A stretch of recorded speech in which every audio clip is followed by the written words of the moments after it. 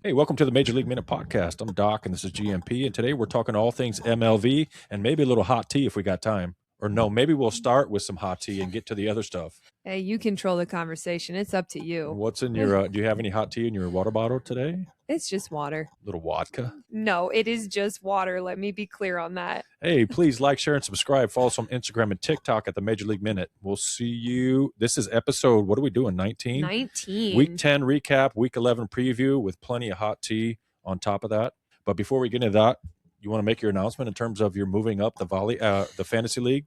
Yes. So I am so excited. There was a huge discovery in my life this weekend. We have a team in our league named It's ZPO, and he brought to my attention that I'm looking at the season leaderboard. So that's why I was like, it seems like we have the same people every week in the same positions. Well, that's because I'm looking at the season leaderboard. If I go by round, it's totally different. And I'm so excited. I took a screenshot. Guess who finished number 1 this last round? Can we check the receipts on that, Mr. IT? Oh, we'll put him up. Don't you worry. But yeah, so I actually finished first this last round. I've been looking this whole time at the season leaderboard. Okay.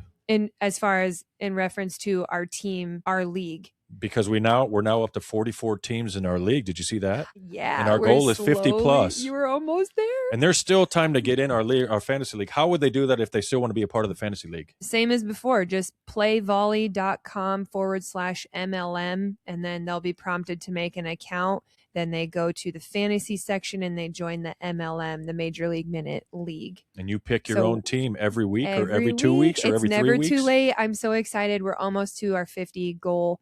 But yeah, I just was like, so when I actually know It's ZPO in person, or I know him personally, and I saw him in person on Saturday. And so when he showed it to me and I was in first place, I'm pretty sure I like jumped up and down. Like that's how excited I was. So did he actually listen to the podcast? He is a listener, a dedicated. Figured out that we really don't know all the nuances of our own league. Pretty much. He's like, hey, let me help you out a little bit here. So this week you're first, but the bigger question is, you being first this week, did it move you up in the standings overall in the league? It did. So last week I was 6th and now I'm 5th. So I'm slowly creeping up there. And what other hot takes as it relates to the fantasy league? Middle blockers are big. Also, picking week to week seems to make a difference. I guess it depends, but I mean, help a brother out. I fell to 16th. I don't know what's right and wrong, because in this league, we could have someone perform amazing this week and then not play at all next week. So that's why I'm like, I like the 1 week contracts. I like switching it up. I like giving other players the option to really boost my numbers and win for me. But when you do 1 week contracts, then when you go to remake your roster, you can't pick those people again. Okay. So that's why you have to sign them. If you want them again, you have to sign 2 or 3 week contracts with them, which again, it's my fault. I should have taken the time to read the fine print on that. But got it. I just learned that maybe last week. Bottom line, we're up to 44 teams looking for 50 plus by the end of the season, people to join our league, and we're well on our way. Yeah, aren't we going to give the winner a prize? What did you say? Is like a loaf of bread or something? A holiday pie or holiday ham. A holiday ham or a slice of pizza. Whatever works. Yeah. I don't know. Stay tuned. We'll have to wait till the end of the... Get competitive to find out. So how does that work? Does the league run through the end of the season into the Final Four? And I would assume it goes until the championship. Okay, because then you'll have to tweak your... Yeah, I was like, by that Final Four, maybe we should ask Volley. Because then you obviously are a lot more limited on players when it's Final Four. But if you haven't joined yet, please join our fantasy league. It's tons of fun. You will not be disappointed. What's crazy is a lot of the players, I feel like, don't know about this. The ones that you've talked to? And how do you know that? Well, just speaking with maybe 1 or 2 Omaha players, but then also... I spoke to some too. With Lydia last week. She never heard of it. She heard of the Volley app, but didn't know about the fantasy league. Well, okay. Is what I heard. That's what I'm saying. Okay. So it's like they don't even know. Maybe it's intentional. They don't want to be... It might be like a conflict of interest for them to be like Well, it'd only be a conflict of interest if someone's paying her. I play for Dallas, but I put my name as Supernova. And my team name's Supernova. I don't know. Yeah. And my whole roster is possible. Dallas Pulse. It's possible. Do we still know what the locked out sign means? That when some players you can't pick them, they have that they're on lock. Well, I think it's because did you pick them the week before? Is that what that is? Yeah, but it could be, it could not be. But Volley told me there's always like a circle with a question mark, like the info icon, and you can always click that, and it will tell you specific to your situation. Tell you why this player's not available. Okay, got him. That helps. Yeah. Especially for the new people that are, there's still people joining in as of yesterday, jumped up 2 people. So yeah, let's have fun together. Welcome to the MLM League. Why don't you talk about the top scores for the week? Yes. To no surprise, number 3rd. Yes. So first of all, one player, have you seen the second player on the top 3? It's kind of surprising. I don't think I've seen her. That would be surprising. But when I say that, I'm like, there's no way. But anyway, 3rd place, very, very, very familiar player, PBR. She is consistently in the top 3, so good for Paige. For the new players, I would give them the cheat code. Check PBR, put her on your team. She's gonna if at all possible. She's in the top 3 week after week. A highly contributing player. And the reason why that is because she kills. She digs, she blocks, she blocks. Can get an ace a time or two, she passes, yeah, all the things. So she had 80 points this last week. And then the second place, again, this is someone who it shouldn't surprise me, but I feel like it is because I don't know if we've seen her before in the top 3, but that is Sofia Maldonado Diaz. Lightning. She scored 81.5. She always has the kills match after match, but she must have done some other things really well this last week. Yeah, I bet you she got some major blocks and some digs because that's blocking is how you score the most points. But yeah, so she's obviously like a huge scorer in this league, but yeah, maybe she's only getting kills. I don't know. So then first place, we have seen this player before. I don't know for sure if she's ever taken first place before, but that is Carly Snyder with 87.2. And she is the opposite outside. She's an outside for Grand Rapids. Yeah. Remember, so we got 2 Grand Rapids. Carly is the one who, yes, we have 2 Grand Rapids in the top 3 this week. Did they win this week? I can't remember off the top of my head, but they did. They upset Atlanta. Is that the only match that they had? That is the only match that they had. So it must have been a 5-setter? No, it was 4. So yeah, those were our top 3 scorers this week. Good for them. Let's get into MLV tea, hot tea. Is there any hot tea happening in the MLV that you're aware of?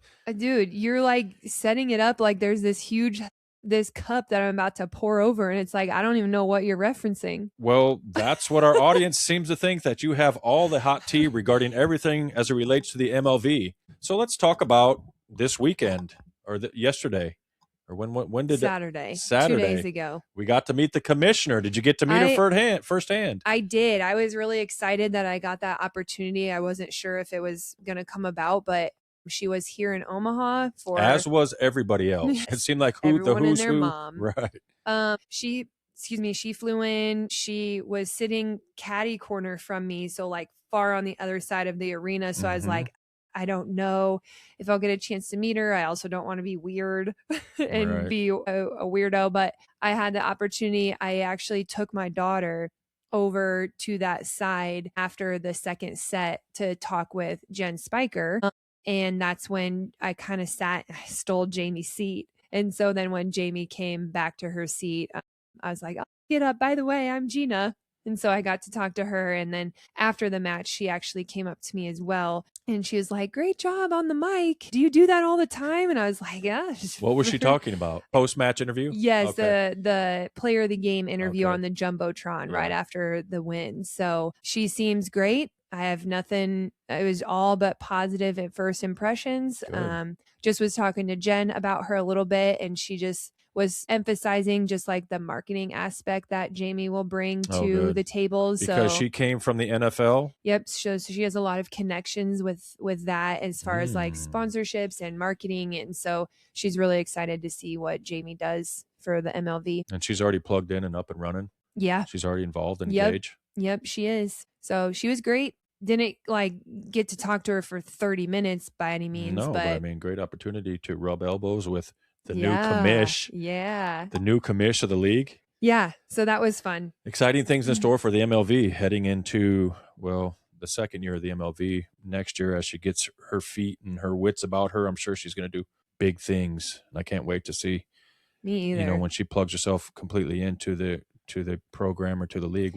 It makes me think like what big sponsors are we going to have for like the all-star match or the finals next year? Like if it's going to be someone huge like Spotify or Netflix or I don't even know. I'm just throwing. Was that hot tea or is that cold tea? No, that's totally just Gina's tea. There's nothing, no hints or anything about that. I'm just saying, like being part of the NFL for 15 years, you build those relationships, those bridges. Exactly. You have built relationships, and so I'm just excited to see who she brings in. Shout out, strategic move by the MLV to bring in the new commish. So let's move right on into let's talk about some personnel changes.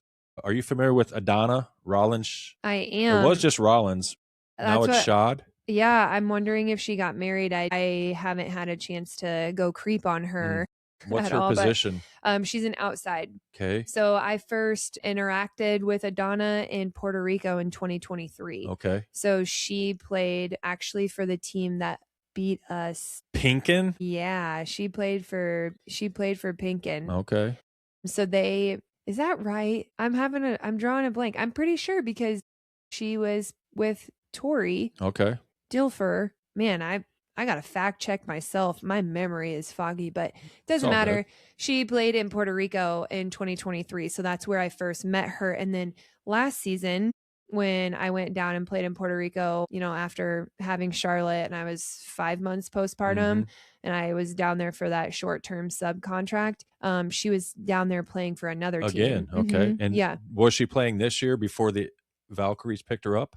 I don't know. That's why I'm wondering if she started down there and she didn't want to be down there anymore, or if she's just been waiting.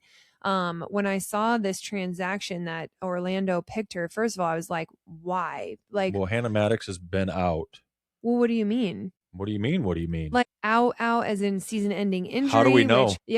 I don't know. My bigger concern is Brittany Abercrombie's still out. I know. I'm so curious to see if she makes it to the All-Star because she's been out a majority of the season. Right. But she's definitely skilled enough. She should be in that All-Star match. But I also then I'm like, it's not really fair to, let's say, her teammate, Shimei, if Brittany gets chosen and plays over Shimei because Shimei's been carrying the load the last however many weeks. So that'll be really interesting to see. The announcement comes out tomorrow. So it's going to be public tomorrow? How does that dynamic work? A certain amount of players from each team get chosen, or I don't know that. I don't know if it's like for sure 2 players from each team will be chosen. I don't know that. You do not know that. I do not know. We'll find out tomorrow though for sure. Yeah. Okay. So when you start bringing back up Hannah, Otto Maddox. Yeah, yes, sorry. We don't know she's clearly not injured. Otherwise it would be a transaction as season-ending injury. You mean she's not injured for the rest of the season? Correct. If she has an injury, she won't be on that. But have you heard them mention that? I have not. Yeah, I think it's more of a situation of Courtney Schwann is like really starting to elevate her game. She's playing a lot more consistently and a lot stronger.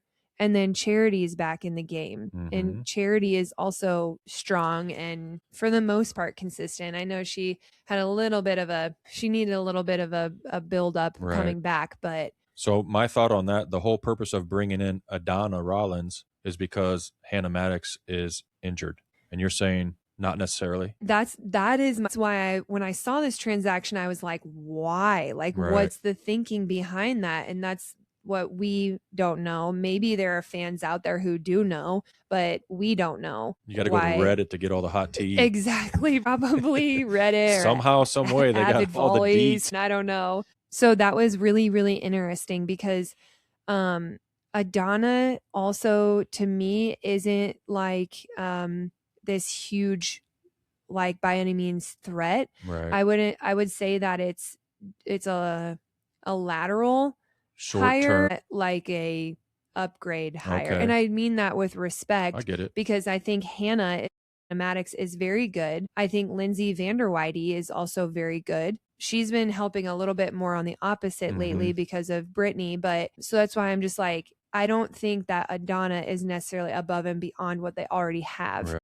So it's just an interesting transaction to me. You never know. They're currently sitting in fourth. Orlando is. So, I mean, it's not too late for them. I mean, hopefully they'll get Brittany and Hannah back and, everybody back and be able to make a late season run. Do you think they need Hannah back? I mean, Courtney and Charity are doing great. I think they're better with her. You think so? I do. She was playing really great at the beginning of the season. So to me, she's one of the best row attackers in the MLV. Best back row attackers? What did I say? Best row attackers?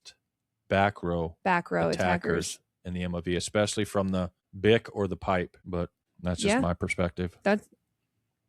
Go ahead. I wish there was. I wish there was some injury update. Something that we could track all the injuries, but I don't necessarily see that. They only, on the transaction page, they only do season ending or IR. So if someone like Caitlin Horde, who has an injury currently, and we didn't get to see her play this last week, that's maybe just like a week injury, and maybe she'll be back next week. So that's nothing that they report, but that's something that I want to know. Right. I want to know that, like, it'd be hard to report that. Because some of those decisions are just based on load management. Well, also it's like it's an advantage to the opposing team if you do announce that, because then they're gonna know not to scout for that player. So I totally get why that's not public knowledge until like game time. But yeah, just selfishly as a fan, I'm like, come on. Along those lines, been tracking with the strength and conditioning coach. I think that she calls herself something else on the Instagram, but her platform is extremely beneficial for conditioning, training, volleyball specific moves to help dynamic training movements for it seemed like every position, but I don't know. I don't think you mentioned what team. Indy Ignite. There you go. I wish I could pronounce her last name, but I would recommend everybody to follow her on Instagram. Very good, detailed analysis of strength and conditioning specific for volleyball players. Along those lines, what has been your experience in terms of younger and younger kids have been conditioning for volleyball? At what point do you start moving from just body weight things to weight training for your experience in that area? I think what we see Zuza doing with, like, I just think about when you're laying on the bench and you have the weighted ball in your hand and you drop it and you catch it. That's something you can do at a super young early age that will immediately help that flexibility in your shoulder and strengthen those tendons and whatnot, because especially as an attacker, for me, even just doing this, I'm like, gosh, my shoulder. Well, you're heavily using your shoulder, and so to get that strength and that, I always struggle with this word, familiarity of that movement in your arm at a young age, that's only going to help you. So if you are a mom or a dad with a kid who is just starting their athletic journey, like, this is free access to these movements. High level with explanations and videos and photos and diagrams. And so this is something every parent or coach should really, really like follow, because it's really helpful and beneficial. And then, of course, it obviously must be working, because Indy Ignite, we've talked about this, is such a strong, dominant team. And they don't seem to be injury laden from what I can tell. Well, Azani was injured, but I don't know how or why. And then we know that Kayla Lund has that torn meniscus. And is playing outstanding. But she's playing. But still, I mean, I think that's it. And when we saw Indy play this week, I just was like, we know this from the TV screen that they look strong, but you see them in person and you're like, these people are built. They're intentionally investing into their strength and conditioning, and it's paying off. Yeah. But you asked about strength. Personally, in my life, I didn't get to strength till much later. Right. Because you're still growing, right? I mean, you don't want to I mean, I showed up to college like a $130. Like I was super skinny and frail Kind of and looking like a giraffe is what that Dan Meskey said. Bambi. Yeah. Athletically awkward, or what was it? He called me awkward, but I'm still unsure if it was physically or personality wise. But yeah, so for me, I didn't get into the strength really until my junior year in college. I actually was awarded the Female Lifter of the Year. And I have that statue Putting up still. a buckle. So next week we're gonna replace the Gatorade trophy with my Lifter of the Year trophy. What is it? Got a giraffe with a barbell on her shoulder? It's a girl with the huge barbell on her shoulder, and she's got thick thighs and putting up 105. No. It'll be here on the table next week. But so really, I didn't get to the strength aspect till much later. Don't know if I would do that same route again. At Nebraska, you're talking about. They had a strength and conditioning. They intentionally didn't start you. No. It was more so like me. Like you can't just like go from 0 to 100 in strength training. Right. That's, little by little. Yeah, it's little by little. And so it really took me, the 2 solid years, 3 years, because it was really from junior year to senior year, but that I finally was all in. Right. Like mentally too, because it's intimidating when you walk up to something that's heavy that you've never done before. Why are you laughing? It can break you. So anyway, it just took me a while. Right. But looking back, I don't know if I would change anything. I think that I would. I see my nieces who are 19 and 17 years old, and they've competed in powerlifting meets. Right. And I'm just like, yeah, that would have been really cool when I was in high school to be that strong already. You think that would have helped your volleyball? I do. Yeah. Powerlifting moves? I mean, I would think that it would definitely help. Okay. But I'm not doing only powerlifting. Right. It's a lot of accessory work and like the flexibility.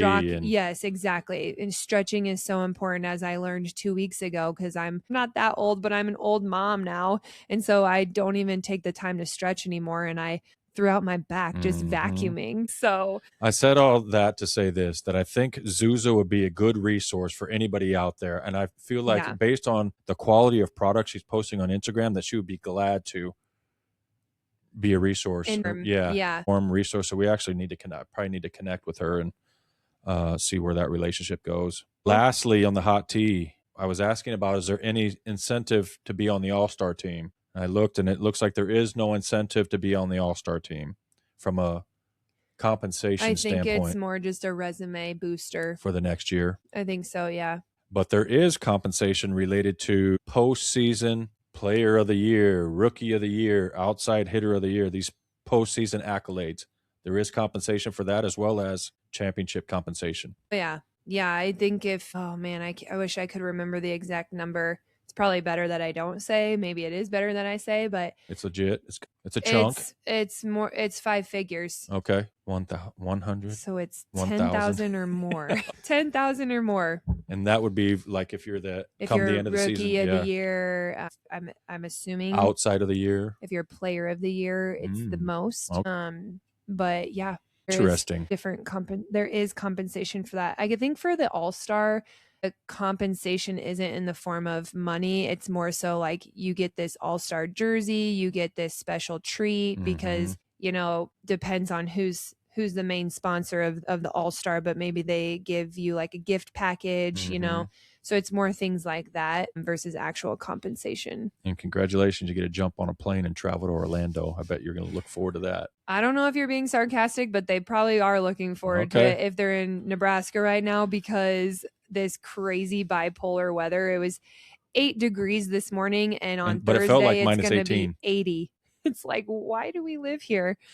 So the goal is we want to talk to somebody that's going to receive the All-Star votes and to have them on the podcast. Yeah. So we'll work that thread, see if we can make it happen. Well, hopefully we can do a quick turnaround, because we won't know until tomorrow. And so then we'll have to know. The game's not till the 28th. Oh, yeah. Okay. Should be good. But that's next week, right? I don't know. Yeah, that's next weekend. It's the 16th. Next weekend. That'd be 16 plus 7 is 23. That's 28th. On Monday, but then you go to the weekend. We'll see. Stay tuned. We'll see. Yeah, we'll see. But let's jump right into Week 10 recap. Tuesday. Was there a Tuesday game? Yeah, remember it was a weird. Oh yeah, that's right. Weird. We were recording on that day. Omaha versus Columbus. You picked Omaha. I picked Columbus, and Omaha 1-3. It was Sweep. so relieving. It Because was that was really what, just 6 like, in a row, or yeah. I think it was 6. It would have been 7, but we put an end to that. I think this was just for who knows why, but this was the spark. Don't know what created it, but I think it was a great back to normal performance for the Omaha Supernovas. We all know, I guess maybe I can't speak for everybody, but I know that they have it in them. I just don't know what it was going to take to reveal it or get it back to the court. But I think it started on this Tuesday night, and we'll explain more when we get to Saturday's match. But it never hurts to break a losing streak with the 8th place team in the it league. doesn't matter. It does not matter. It does not matter who it is, as long as you came home with the dub. That's the main because thing. we've seen this season you could lose to anybody. Yep. So it doesn't matter that Columbus was currently in 8th. We still pulled out the win. It wasn't the cleanest game. I was going to say, in my opinion, but it wasn't a dub. It wasn't the greatest game. Looking at the stat sheet, it's just like, but I will say for Omaha, Sarah Parsons was another incredible performance by her.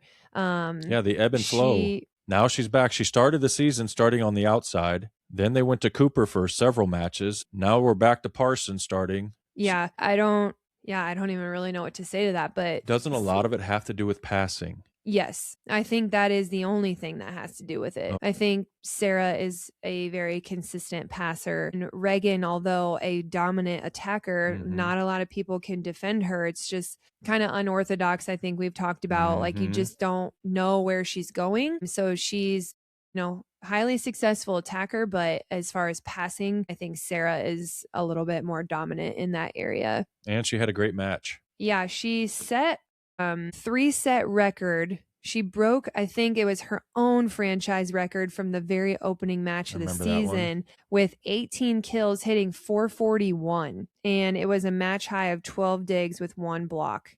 So this was her 2nd straight double-double and 5th of the season. Okay. So she did great.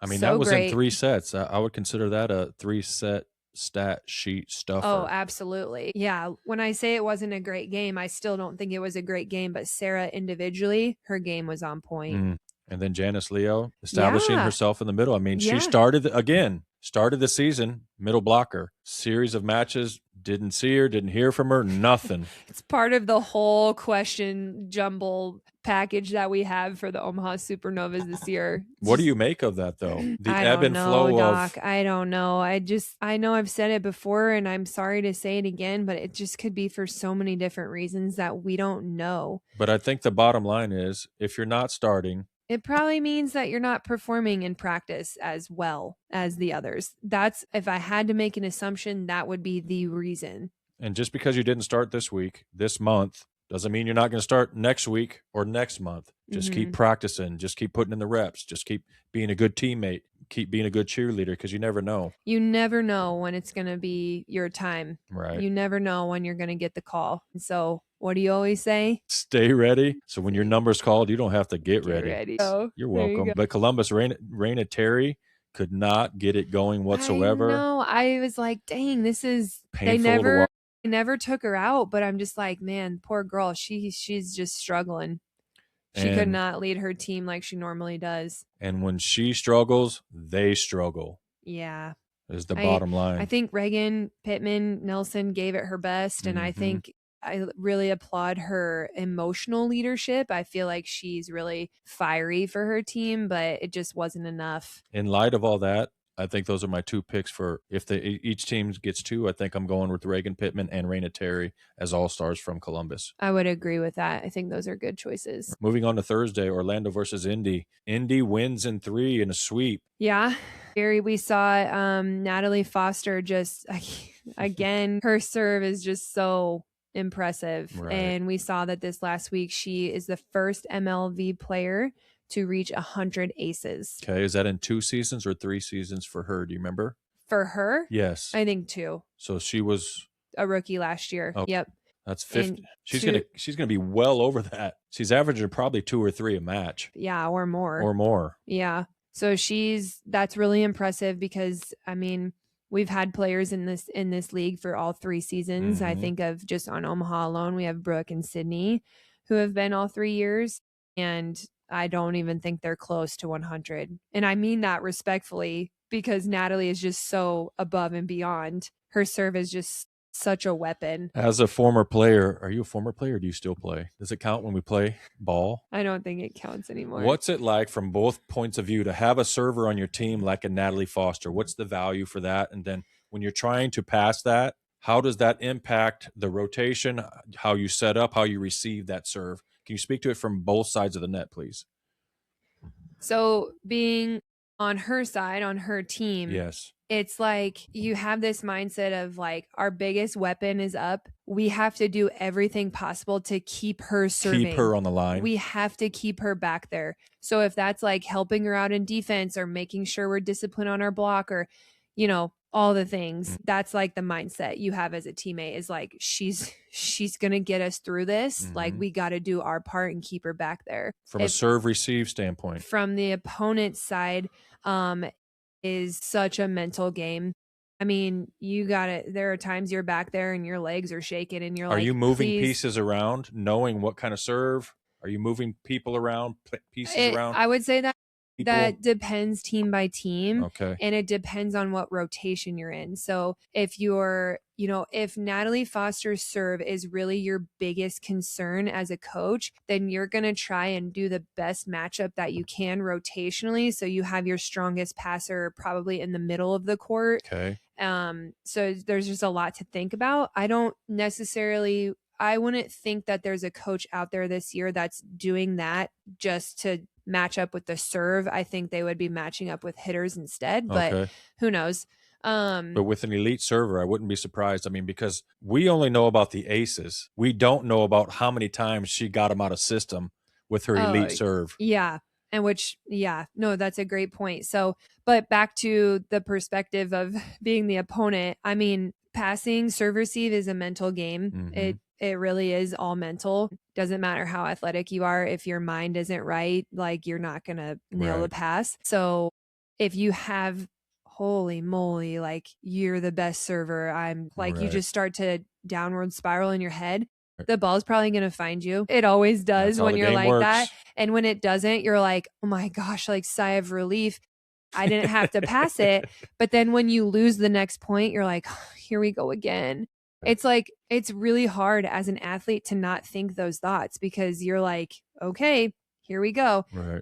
I would say, yes, it's hard not to do that, but it's definitely possible to not do it. Right. If you're an elite player, which hopefully we see a lot of elite players in the league, but you're thinking, instead of please don't pass or please don't make me pass it, you're thinking, all right, what you got? Right. Here we go. Bring it. And if I pass it, great. If I don't, well, I get another opportunity. Just hit me with your best shot. Fire away. Is it safe to say from the offensive side of the net, keep her on the line? Yeah. From the other side of the net, get her off the line. Absolutely. Complete opposites. But good for her. I mean, she's establishing herself as by far the best server in the MLV. And I would put her up against maybe any other serve in the other league. You can say it. The LOVB. You can say it. So I love it when someone's like, Love B. Love B. You know, that league. I'm like, yeah. Right. Love B. Anyway, the team Indy, they swept Orlando and they hit 381 as a team, which is amazing. That's too good, right? That's you can't be hitting. good. You can't be hitting that, especially with Kaz Brown and Natalie Foster in the middle. Yeah, I know. Let's get some blocks going. Let's go. Let's do something. Let's cause some challenges. No Brooke Moeller. Is it Blake Moeller? Eminem. Blake Moeller. No problem. I mean, but no disrespect to her. I mean, she's still. That's what I think. Sorry, when you say like no Blake Moeller, no problem, I'm like, oh, like she's not as good. I don't know okay, we that's know. Not, okay. She's the other part of the Eminem. She's the other M. Yeah, Martin exactly, and Moeller.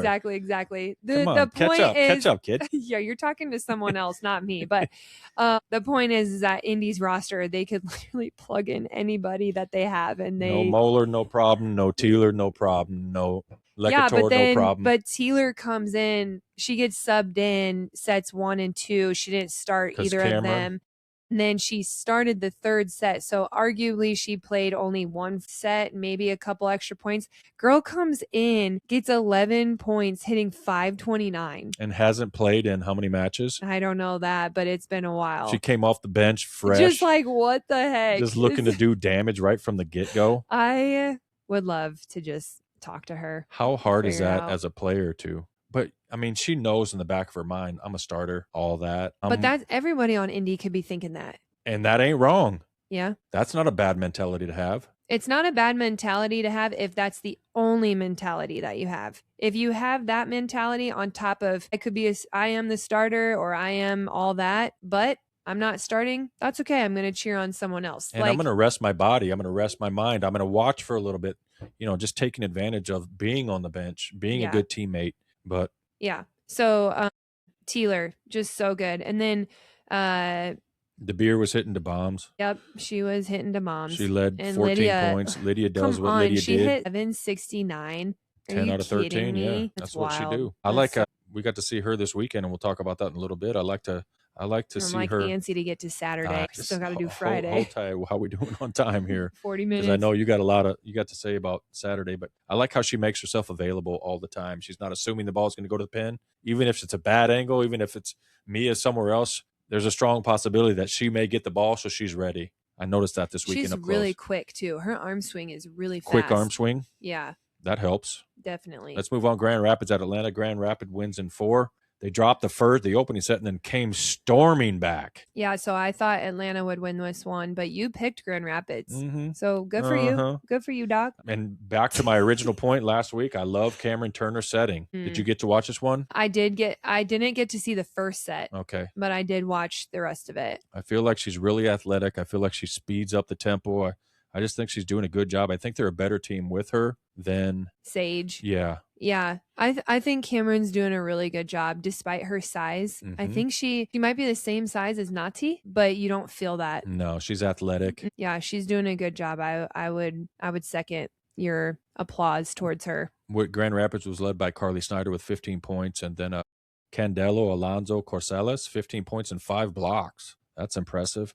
And actually, the Rise outblocked the Vibe 18-9. Oh, 18-9. Yes. No, I'm sorry. I was thinking of a different match, but yes, I remember watching wow, we're actually watching a block party right now. Rapids was everywhere. Mm. And they were shutting down Leah. Leah was getting roof block. Right. It wasn't just lucky blocks. Is Grand Rapids leading the league in blocks? Grand Rapids? Yeah. Don't know for sure. I always thought it was Columbus. Either one of those two. Yeah, Columbus has been. I don't know if they currently still are. But either way, Grand Rapids wins in 4. They beat Atlanta. Atlanta was led by Aiko, who had 25 points on 24 kills. Aiko is doing really well right now. To me, she's the best opposite in the league. I don't know. That's playing. I don't know if I can confidently say that as much as you, but I would say she's up there. She's one of the all-stars for sure. I hope that she got picked. Yeah. Right. That would be my guess. She's been really playing very strong the last few matches, which is, I don't know, a few matches ago, maybe a week, 2 weeks ago, I'm like, who's going to start, Anna or Aiko? But Aiko is really Anna DeBeer? No, Anna Dixon. Oh. Come on. No. Get with it. Aiko's been starting for a while. Anne's been playing well. But Anna's been getting subbed in and was doing really well when she got subbed in. Okay. Regardless, Aiko has been the leader of their team, arguably more than Leah lately. Mm-hmm. Definitely gives them another option so that they're not so pin heavy with Leah. Yep, I agree. Let's moving right along. Dallas beat Columbus in 3. We both picked Dallas. Kasha led the team for Columbus with 12 points. I love Lindsay Van Buskirk right now. She's a very consistent player as of late. Right. Her and Nati seem to have a good connection. Yeah. And she's Canadian, so their coach is familiar with her as well. I played with her coached her on the national team, but she's she's doing her job well. Lindsay Van Buskirk, I'll say. In this match, she hit 6'11" with 13 kills out of the middle. That's pretty good, isn't it? Yeah. And scored 14 points. Very strong. And I heard on the commentary that apparently she was a big time tennis player, or she loved playing tennis. And I believe it. I mean, and so they mentioned like on her serve, like that's that topspin. She where she's does have a getting the topspin serve. Yeah. Looks a little funky and it's pretty hard. It does. It's like, to me, it looks so awkward. Right. Like just the approach doesn't seem natural, and like her arm swings, both of them, like it just does not look natural to me, and that she's not going to make good contact, but it works for her. You talk about an unnatural serve. We have Van Buskirk, which looks unnatural. We have Phoebe, looks unnatural. What would a natural serve look like? We got the unnatural in Phoebe and Van Buskirk. Well, I think of Mia and how natural her toss is and her approach and swing on the ball. After this weekend, she was tossing up to the rafters. I was like, how are you going to ever hit this on your hand? I know, actually. I was like, bring that down 50 feet. But regardless of her height of toss, everything about that is like from slow to fast, and it's natural. With Phoebe's and with Lindsay's, it's choppy. It looks like fluid. The arms and the legs don't connect. Kind of like you back in college. No, I was like, my freshman year, I like led the Big 12 in aces or something like that. And it was because I was natural. I wasn't awkward. Okay. But anyway, take that part out. We don't need that in there about me. But gosh, now I don't even know what we were saying. What does a natural serve look like? Oh, and I was just saying, like, Mia would be a great example, or even someone like Lekator, who does it. I'm thinking of a jump spin. Yeah, you are. Because that's what Lindsay does. Okay. So I'm just comparing those. When you think of a float serve in Phoebe's case, you think like Sydney. I think Sydney is a very consistent, Sydney Hilly, consistent float server.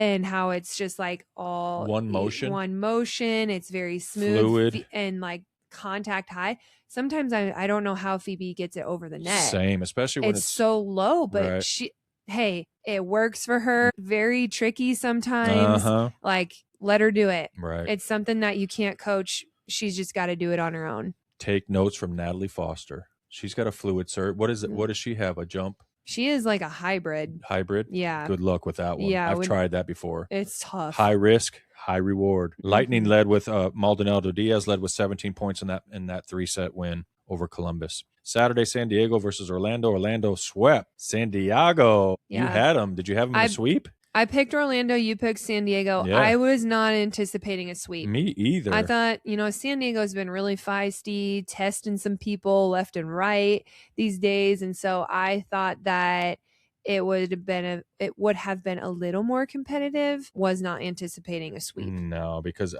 San Diego got pretty much nothing out of most of the team other than Loberg with 12 points. Yeah. But Orlando, Foster add another tick to her ace.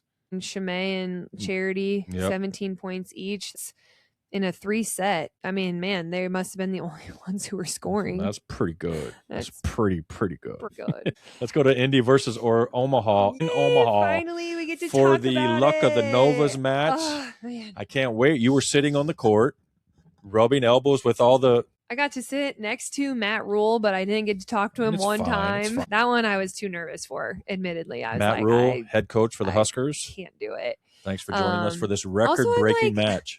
There's so many people that want to meet you. I just want to give you a break. Sometimes that's why I'm like, just let him enjoy the game. Was he there with his daughter? He was there with his daughter, okay, that was cool. But, man, I don't even know where to start. Let's talk about the record that was broken. It went down for real in Omaha. It was incredible. So if you were there early, you got to see the gym, which you got to see it because I heard you helped set out all those rally towels. So we had 17,000 rally towels on every single chair in the arena. It was beautiful. It was like not a single towel had fallen off. Like, it just looked beautiful. Picturesque. I know it's weird to describe like a gym as beautiful, but that's really like this symmetry in the place and the colors, and it just was so beautiful. It was sold out. So we had dollar beer night. Did you have any feedback from the dollar beer night that only went from 5:30 p.m. to 7? PM. The game started at 7. In order to get a dollar beer, you had to stand in line pretty much from 5:30 to 7 to get a dollar beer. Listen, I think it's wrong, but it's not up to us. It's up to CHI. No, it's not a right or wrong thing. This is how the game's played. And I was going to say, this is how they do it for Creighton men's basketball and for what else? Dollar beer night. And that's how we did it last year too. Okay. So yes, I got some feedback that it was a little misleading to call it dollar beer night, but this is how it was last year. You probably don't want it during the match. You want them there early and often. Get their beer, get to your seat, and enjoy the match. Yeah. We're not contributing to you getting empty smacked seats during the match. Right. You know what I mean? Because we had those lines. There's only so many kiosks you can buy the beer at. And I seen the line so the lines they get pretty long. We didn't want people doing that during the game, but right. I will say it helped contribute to the rowdiness of the crowd. So keep going down the description. So did you say 16,850? No, get to it. I'm trying. I'm on a tight schedule here. So the first serve happens, people are still coming in. Filing it just was so electric though, so fun. And the best part of all is that the Omaha Supernovas showed up. Like the volleyball team, team. Yes. It was from point number 1. Yes. I was like, this is going to be good. Right. I know they talked about playing with joy. I feel like that's been talked about a lot this season. No, you see it on socials all the time. Okay. And that is what I would describe Saturday as. I feel like they finally let go of whether it was pressure or, I don't know, different expectations, but they finally played as they should be playing. I didn't see their playing with joy. What I seen is there is no way in HE double hockey sticks we are going to lose this match. The world is here. But when you have that mindset, I feel like joy comes with that. Okay. When you're winning. It's a byproduct of that? Yeah. Okay. Because and it helps to get a good start. They got a good start. I would say that I intentionally was watching players, and I think they were a lot more emotional far as like celebratory. Yes. And so I think playing with joy was definitely a change in their performance. But they played so well, so strong. We thought they were about to get a sweep against Indy because they had won the first 2, and then the third set was neck and neck. I think they only lost by, wasn't it 27-25? Look. I'm pretty sure it was 27-25. It was competitive. Then the fourth set, same thing. Thought maybe they were going to win that because it also was very close. And then here we go, set 5. And I'm like, oh my goodness, what is going to happen? But the crowd was just so loud. They stayed. It was like 9:30.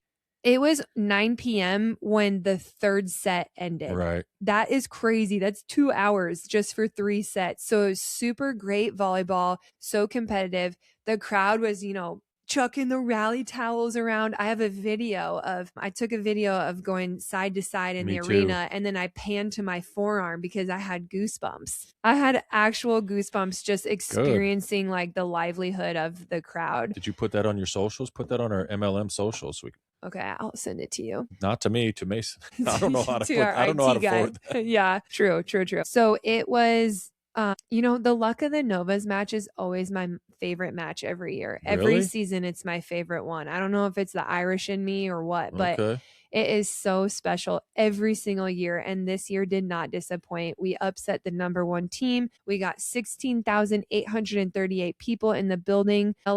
Crowd. Jacob told me like the morning of, we only had 400 tickets left and they were standing room only. So I'm like, this is gonna be wild. Got to meet the commissioner, got to talk with Jen Spiker. I mean, it just was fun all around, like just never a dull moment, never any panic or negativity or anything. It was just fun from the get-go. So such a unique experience. If you were not there and you're from Omaha, FOMO, because you missed out for sure. But so cool that we could be a part of that historic moment. I feel like the players responded like what you mentioned. From a player's point of view, what's it like to have you ever played in front of 17,000 people? Maybe at the I think so. Final Four? Are you kidding me? You never been? No. Whoops. Jeez, get that knife out of my back. I think I've played in front of that many in Indonesia. Wow. Yeah, they have a crazy amount of fans. What's it like from a player's point of view? I wouldn't want it any other way. Okay. I would love. Is it harder to play in front of no people, no fans, or A couple few hundred or a couple few thousand? Not harder in the sense of like my performance is going to change for Really? me. Okay. I'm speaking individually, but different for sure in the sense of, am I playing with more joy, more excitement? When you're playing in a gym where there's maybe 500 people, I think of season 1 back in San Diego when there's that's like tough. 500 or less people in this huge like bowl. It's not as fun, not even really close. Right. It's like you're practicing more than playing. So if you're asking me my personal opinion, I would rather have 16,000 people every time. And that's what I'm talking about. What is it about Omaha and Nebraska? Because it wasn't just Omaha people that were there. We knew people that came from Lincoln. A lot of people came from Lincoln, probably from the surrounding. We have a season ticket member from Connecticut. How What does does that that mean? even make sense? They got to be making a donation. Maybe they got a client here or something. Who knows? I don't know. No, we've seen them. Okay. So they actually, I don't know. I don't get it. So what was your question though? Good for them. How are you going to finish that question? What is it about the Omaha Supernovas and maybe volleyball in general that's able to draw 17,000 people to a volleyball event? I think it's twofold. I think Nebraska itself did not have a major professional team. Like we don't have the Chiefs. We don't have, I don't know. A lot of factors. The weather was beautiful. There was nothing competing that night. Nope. Yep. All of that. So the fact that we're the only major professional team, we have some minor professional teams here, but I think that really excites the people who live here. On top of that is we are known as the volleyball state. So they want to see volleyball. But a third part, which I should have probably said first, is props to our team and our staff, because they did an incredible job of promoting this, thinking strategically, putting all plans in place, and everything came together beautifully, and we set the record. And thankfully the Supernovas showed up and showed out. Showed up and showed out. And I got to give shout out to, Sarah Parsons, also another incredible performance by her, but Janice Liao, that's how Lance always says it in the PA. Oh, Liao? He exaggerates it. Like, okay. Liao. Another good match by her. Unbelievable. Where did that come from? They were blocking everything. Idea. She, I got to do the pre-match interview with her actually that day. Maybe that's the key. Okay. No. Whoever you do the pre-match interview goes off. I guess I'll take no. I'll look back and see. But she was, can I think of it? What really stuck with me is I asked her like, hey, it's no secret. We're about to have a sellout crowd. Tell me, what does it mean to you as a player to be able to play in an atmosphere like this? And she talked about how she has immigrant parents and how this was never even a possibility for them or for her. She never thought something like this could happen. And so that really stuck with me, because I was like, wow, that's a really unique perspective that not everyone can say. And so I'm wondering if maybe that was what really motivated her to have this dominating performance. She was the player of the match because setting a franchise record for blocks for a single match, which was 9. And I just thought, what a beautiful story for her this night. Yeah, like a night she'll never forget. Yeah. And so I was so happy. She was blocking everything, got the match winning points. I'm kind of getting goosebumps all over again. Goosebumps or choked up, but I mean, no goosebumps. Well, they outblocked Indy 18-9. And she had 8 of them. She had 9 of them. 9, okay. So she had half. Which I don't think we've seen that this season so far. I don't think there's been one match where we've outblocked someone. I mean, please correct me if I'm wrong, but just from thinking back, I think we're the bottom of the league in blocks. Okay. So this was huge. And we were talking afterwards, a couple of us, and it's like, that must be the deciding factor, because Indy outperformed us in every other stat except blocking. So what does that tell you? That's what we're like, okay, blocking someone that I was speaking to told me that they think blocking is why you win or lose. Really? They didn't think it was necessarily the serve and pass game, which I think 99 out of 100 coaches would tell you it's the serve and pass game. Because Indy had 15 service errors in the match. 15. in a 5-setter? I think Mia had like 5 on her own. She struggled. I think it was Lekator maybe, or maybe it was Azani. It was another topspin server that they also missed a lot. I don't know. I don't want to call out names, I guess, because I don't know for sure off memory, but blocking was the key difference of this match. So on one hand, we have blocking being the toughest skill to master. But on the other hand, we have blocking being the most important in this match. That's why I'm like, I don't know if you can say the most important thing. I would say that there is truth to it, though, because I've always said how a middle blocker is like your biggest difference maker, and they do all the blocking. From an outside hitter standpoint, how does that change the way you approach hitting when you're getting blocked one right after the other?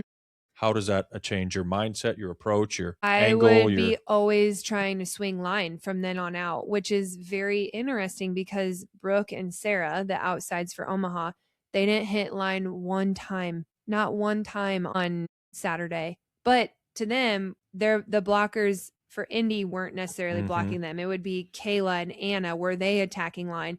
And I would say that they did. They definitely attacked line at times. They were almost always successful when they did swing line. So as an attacker, if I'm consistently getting blocked by the middle blocker, I'm either going to tip over her or swing line. Those are my only options. Make it happen, Captain. Unless I'm confident that I'm higher than the middle, but that doesn't happen often. So you got Sarah Parsons back in the saddle on the outside. What do you make of that? I mean, she's a mom. I feel like she's got her strength back. She's got her mojo back, getting acclimated postpartum to the MLV, what it takes, the travel, the physical demands, the mental demands. I feel like she's getting her traction, getting her rhythm. Would you agree? I would definitely agree. And as a mom who also went through that, I'm wondering, like, I don't know for sure, but when I was doing that, it was breastfeeding was really hard.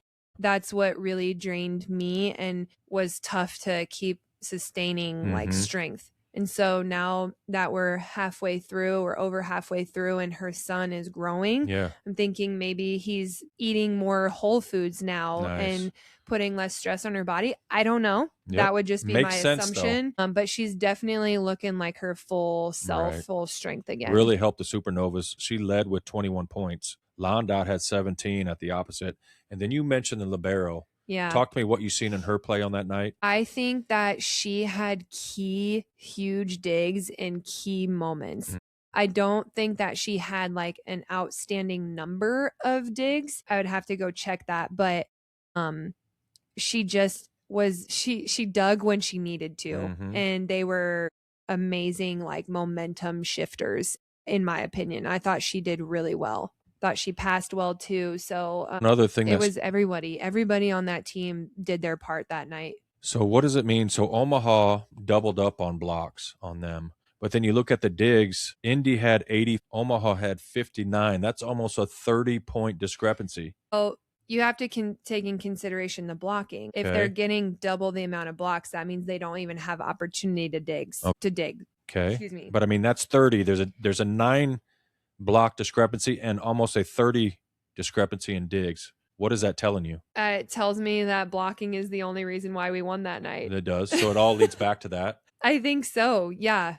I think that's really, I mean, that's it. Because according to some of our fans, the debate is whether the block is becoming the most important weapon in the league, more important than serving, more important than any other. I don't know. As a player and as a coach, I don't think I could ever say that blocking is more important than serving. I think serving will always be the most important thing because that's the start of the play. Okay. Number one, serving. You want to get them out of system. Okay. So I think that's the most important thing. Can we go then? Number one, serving for sure. I would Number say, 2, passing. Now here is the interesting part of the conversation. Is passing next or is blocking next? Because we've seen we're at a level now where we have elite athletes, outside hitters who can put away out of system balls. Yes. So now if that's the case, then we don't have this huge emphasis on passing, which will always remain an important skill. No questions about that. But if I am ranking, now would I put blocking in front of passing? And I think I'm in that way. I think I'm a believer in that now. I'd be interesting for our audience to kind of rank those, because then you got setting in there. And what's the value of setting? I mean, we got the two top setters in the league from my point of view, and Mia and Natalie. It just also happens to be that they're the top two teams in the league. Yo, you mean Nati? Nati, what'd I say? Natalie. Yeah. Nati and Mia. Yeah. Setting's got to be up there, right up there too. So I'd be interested to see what other people think. That is, we need to put that up for debate and see. Maybe our IT guy could create a poll. Yeah. Or some kind of. Let's do a poll. Because everybody is going to have a justifiable argument on why this one is more than this one and why this one is more important. Like I could see an argument for every skill. So it's it'll be interesting to see what the majority is. I don't know. I'm still old school defense. Offense wins games. Defense wins championships. So I'm ranking defense over offense. Okay, but when you say defense, do you mean only back row digging? Because blocking's defense. Okay, that was my question. Yeah.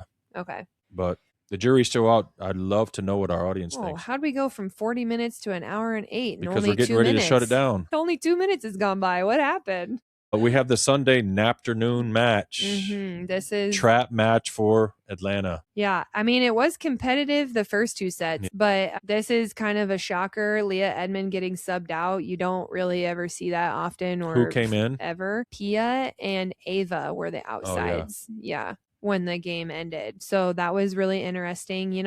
I gotta say though, you're a human. You're not gonna play perfect every single match. So it should never be an expectation that you put on yourself, but on someone else. Like, we're all human. We can't play perfect every time despite our efforts. Right. I'm not saying that the effort wasn't there. It's just sometimes, just like we look back at Raina Terry this last week, didn't play her best. It happens. On the other side of the net, Nati does what Nati does. She did what she does. Man, I texted her and I was like, I am just so proud of you. I don't know if That's nice. I don't know if this was a change that I don't want to say that she needed, but. You mean going from Omaha to Dallas?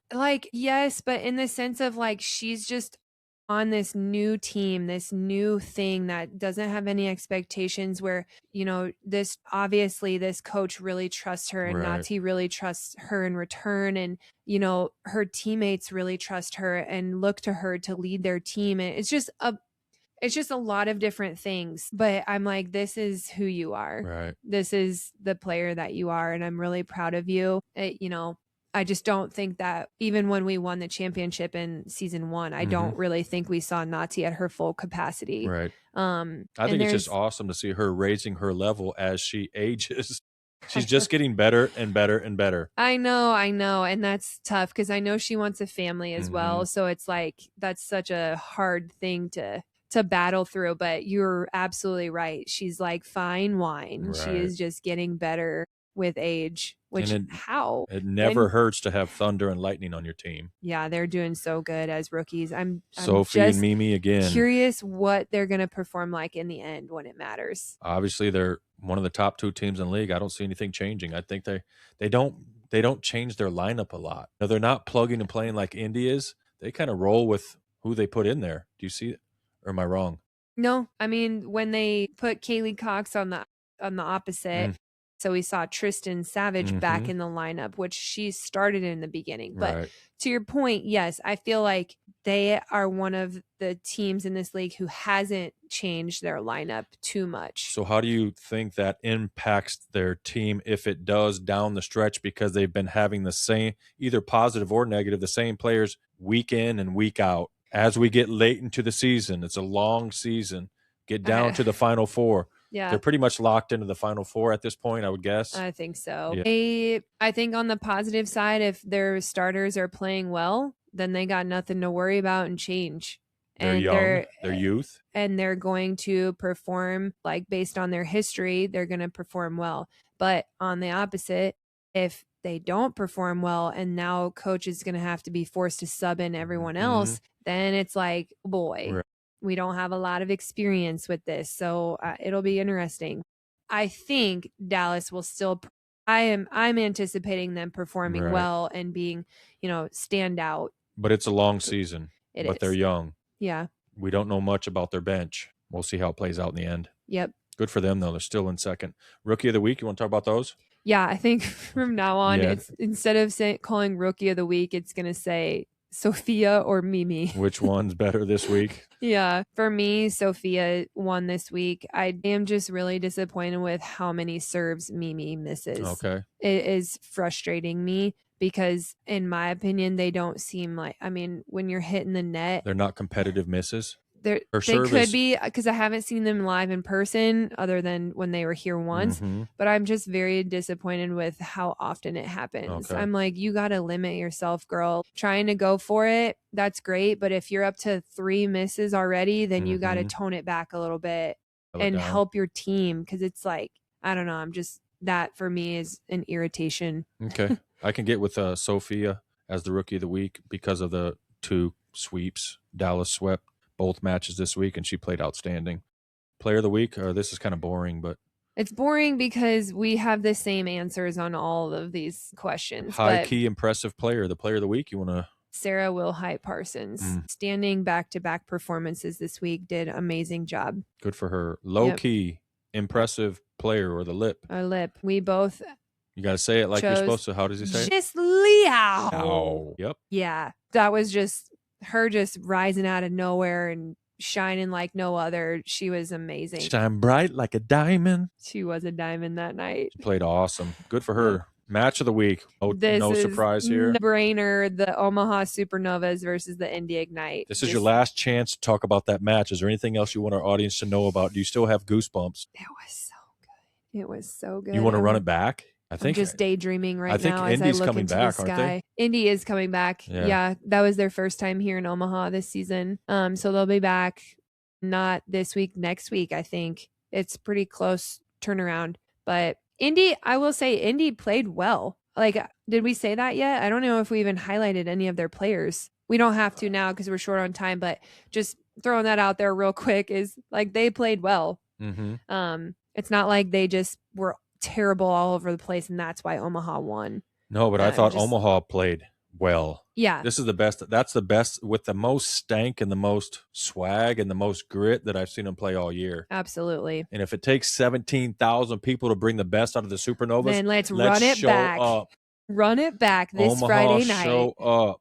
All right, guys. League standings. Not a lot. Oh, we still got that log jam in the middle. This is a big difference. Yeah, because in a week. A few days ago, Omaha was sitting 6th. Right. Now we've slid up with that win against Indy. We've slid all the way back to 3rd. So it's Indy in 1st, Dallas 2nd, Omaha 3rd, Orlando 4th, Atlanta 5th, San Diego 6th, Grand Rapids 7th, and Columbus staying in that 8th spot. So the big jump is Omaha jumps up to 3rd and kind of hopefully with the win this week can separate them from the rest of the middle of the pack, and then they can solidify themselves in the 3rd spot, hopefully, and then those guys can fight it out for 4th. All right. Yep. Go. Week 11 preview. Week 11 preview Wednesday match this week. We got Dallas versus Grand Rapids, 6 p.m. on YouTube. I am picking Dallas. Doc, who are you picking? I'm going with Dallas, too, in 4. Okay.